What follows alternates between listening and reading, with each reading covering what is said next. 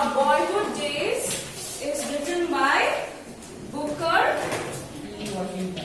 Yes, Booker T. Washington. Now, this person who has written The Boyhood Days is narrating his own life story.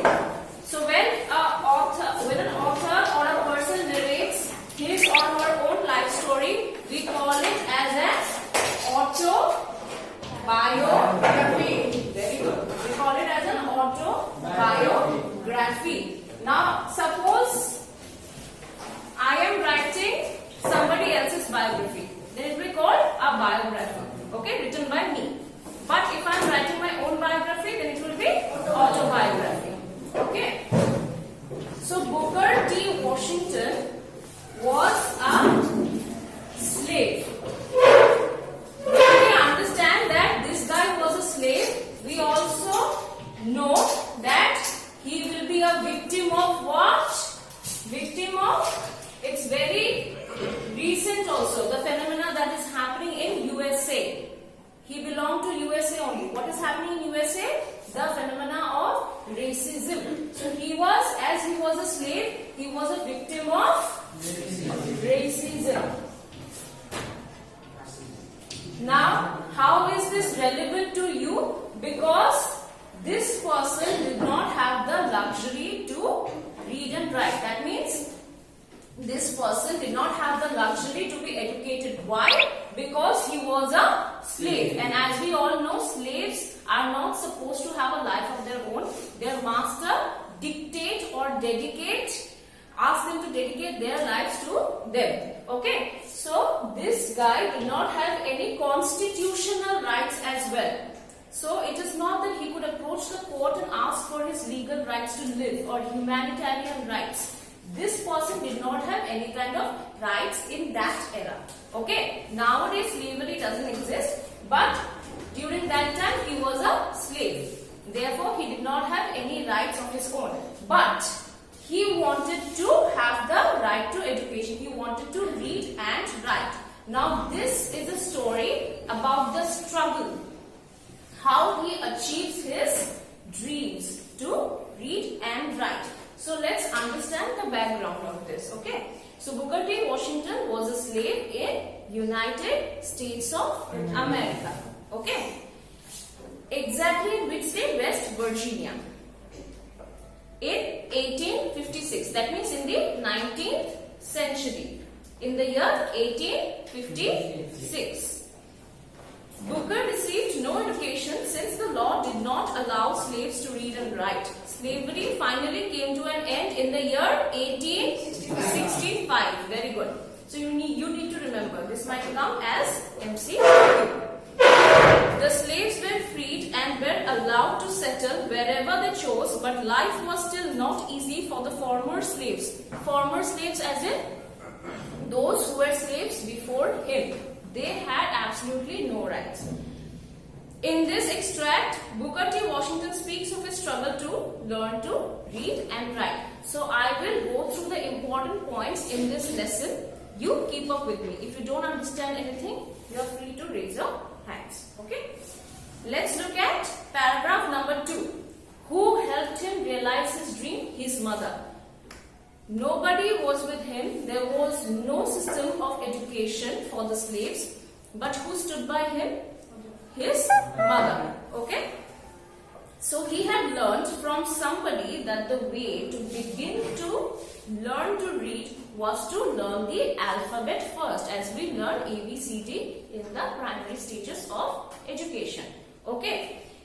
So, how did he achieve that? He achieved that without a teacher, because at that time no teacher was appointed for people who are blacks or who are colored. Colored people, you can call that we are all colored people, okay? And whites are the one who are who has a Hispanic complexion. Hispanic as in those who are pale white in color.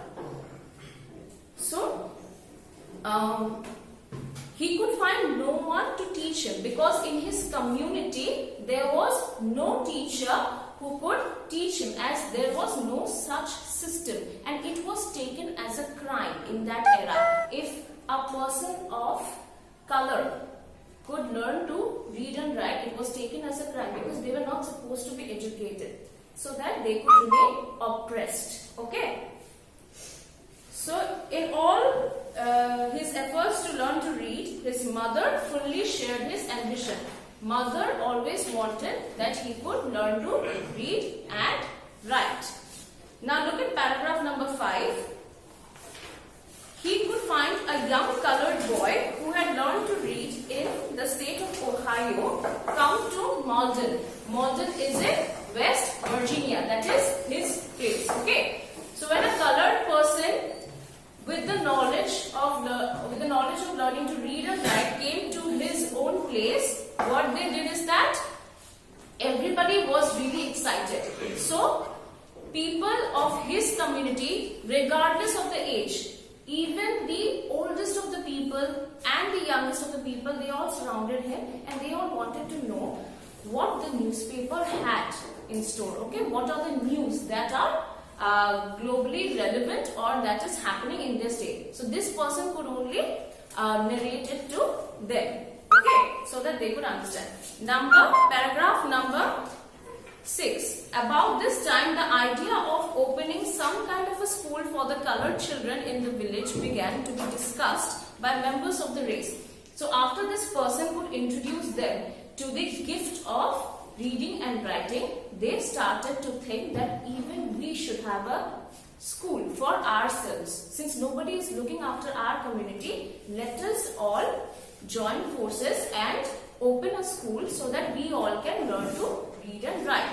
So what happened is that, as we know, there was no teacher appointed, right? So how did they manage? They elected a teacher. There was no system of free schools and all. So what they did is that each family agreed to pay a certain amount every month, okay, to the teacher, whomever they chose, whoever had the knowledge of reading and writing, with the understanding that the teacher who was appointed was to board around. Board around. We all know what is boarding. Boarding schools. What do? They stay there, right? The students stay there. So board around means the teacher was supposed to stay with that particular family for that entire day, and all his food habits and everything, all his fooding and lodging would be taken care of by the family itself. Okay, and what would the teacher do in lieu of that, or in return of that? The teacher would teach the family. Okay, this is the system that they developed. Now look at paragraph number 9. All across the country, it was a whole race trying to go to school. Now all across the country, the black community or the colored community together, they came together and they wanted to go to school. Okay. The principal book that was studied in the Sunday school was spelling book. That means after alphabet, what do we learn? We learn spellings, right? So the spelling book was the principal book because they had just started learning. Number 11, paragraph number 11. The opening of the school in Kanawha Valley, however, brought to me one of the sharpest disappointments that I ever experienced. Now, why opening of a school was a disappointment for the writer? Now, this is very unlikely that the writer throughout his life wanted that a school should be opened and people would learn to study. Now, when a school has been opened at last, why did it come as a disappointment? Because at that time, his stepfather thought that this guy should be earning for the family. So he had monetary value. Now, if he is earning, he cannot go to school because the timing used to clash. So what happened is that this person was working in a salt furnace for several months. So, and the stepfather decided that he could not skip work so that, the money keeps coming to the family and they can spend their livelihood. As they were really poor. You can understand a slave would be really poor. Okay. So the disappointment was made even more severe because I could see from my place of work the happy children passing to and from school. So from his place of work, you imagine a window is there and he could see all the happy faces going to school and coming from there. And he wanted to be among that. He wanted to be among them or among the crowd. Okay. So what did he do? I managed to arrange some lessons at night with the teacher. Now which teacher? The teacher who was boarding around. He managed lessons from the teacher. Night lessons were all the more welcome because after working he would go to home and at night only he could learn. But after insisting too much to his family, what they decided, they took out an arrangement. What was the arrangement?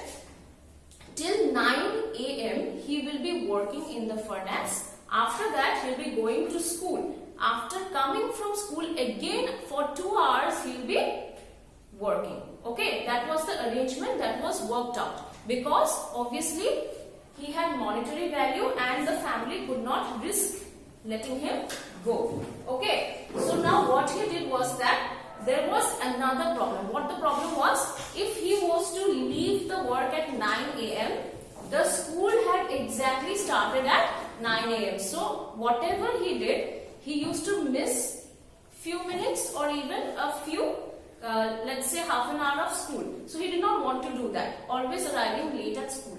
Okay. So he devised a plan to counter that, which was not ethical, which was wrong. He also says that. But he devised a plan. What did he do? There was a clock in the salt furnace. What did he do? He made, whenever it was 8:30 in the clock, he made it half an hour fast. He made it 9 a.m. So that's how he used to get early away from work. Okay. So this, when he used to do this every day, the owner found out and he had locked the watch. Okay, there are some grandfather clocks which you can open and then fix the time and then just close it. So the owner used to lock the clock. So then he could not do that, but he understood that whatever he did was unethical. He just did that to arrive at school at the actual time. Number 16, paragraph number 16. The next point, whenever he started going to school, he found out that there was this uniform at school and he wanted to be like anybody else because he did not want to stand out, as he felt uncomfortable being being an outsider because his clothes did not reflect what was the uniform of that school. So they used to wear a cap and he did not have that. So what did his mother design? His mother designed a cap for him which was homespun, and this gave him a very important lesson. It was that his mother did not devise the cap to impress the other school goers or make him amalgamated with the crowd, to help him to mix with the crowd, okay, or boost that yes, I own a cap. His mother devised a cap by making it herself. Okay, so it was a homespun cap, and he got to learn the valuable lesson that whatever resources you have to make the most of it, and also to never forget your roots, as his mother had. Okay, and his mother had a great strength of character, which means that his mother was really strong emotionally and mentally also. And the mother was the prime supporter of the author. Okay, and this has been taken from the book. Tell me the name of the book. Up from Slavery. This has been taken from the book Up from Slavery and Autobiography. It's already there in a book. So you can say that Boyhood Days is an extract from the book Up from Slavery. Up from Slavery and Autobiography. Up from Slavery and Autobiography. biography. Okay, this is the name of the book. You need to put single inverted commas whenever you quote the book. Thank you.